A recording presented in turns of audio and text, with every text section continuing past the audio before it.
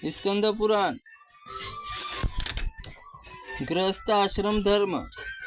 एक समय की बात है कि राजा प्रजापति ने राजर्षि श्रेष्ठ रिपुंज प्रत्यक्ष दर्शन दिया। रिपुंज अभिमुक्त नामक महाक्षेत्र में मन और इंद्रियों को वश में करके तपस्या कर रहे थे। उनका जन्म राजा मनु के वंश में हुआ था।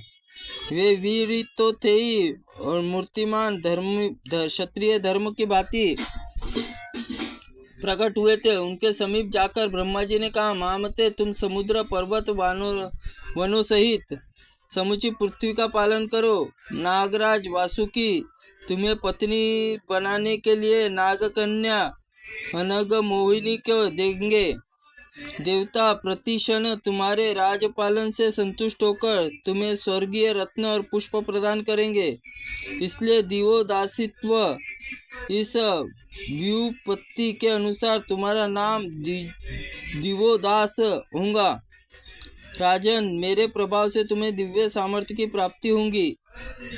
ब्रह्मा जी की बात सुनकर राजाओं के श्रेष्ठ रिपुंजन ने अनेक प्रकार से स्तुति की और इस प्रकार कहा, पितामह, मनुष्य से भरे हुए इस भूतल पर क्या दूसरे राजलोक नहीं है? मुझे ऐसी आज्ञा क्यों मिल रही है? ब्रह्मा जी ने कहा, राजन, तुम राज करोगे तो इंद्रदेव इस पृथ्वी पर वर्षा करेंगे। दूसरा कोई पापनिष्ठ राजा राज्य भोग करेगा तो देव वर्षा नहीं करेंगे। राजा बोले, महामान्य पितामह, आप स्वयं तीनों लोगों की रक्षा करने में समर्थ है, तो ही आप मुझे यह यज्ञ दे रहे हैं। यह आपका मेरे ऊपर मान प्रसाद है, अतः मैं आपकी आशा शिरोधार्य करता हूँ। परंतु मुझे कुछ आपसे निवेदन करना है। यदि मेरे लिए मेरी प्रार्थना आप स्वीकार कर लेंगे तो मैं भूतल पर अमरकंटक राज्य करूँगा। ब्रह्मा जी ने कहा, राजन, तुम्हारे मन में जो बात है उसे शीघ्र कहो।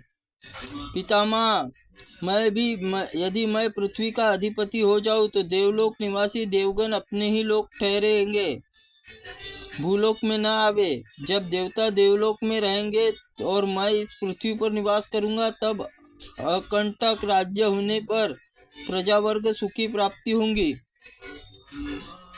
तथास्तु कहकर ब्रह्मा जी संपूर्ण प्रार्थना को स्वीकार कर राजा दिवो दास का डंका बजाकर राज्य में यह घोषणा करवा दी कि देवलोक स्वर्ग चले जाए, नागगण भी यहाँ कभी न आए, जिससे मनुष्य स्वस्थ और सुखी रहे। पृथ्वी पर मेरे राज्य शासन काल में देवता स्वर्ग सुखी रहे, मनुष्य पृथ्वी पर स्वस्थ रहे।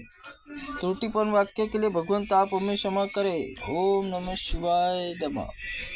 ओम स्कंद पुराणाय नमः।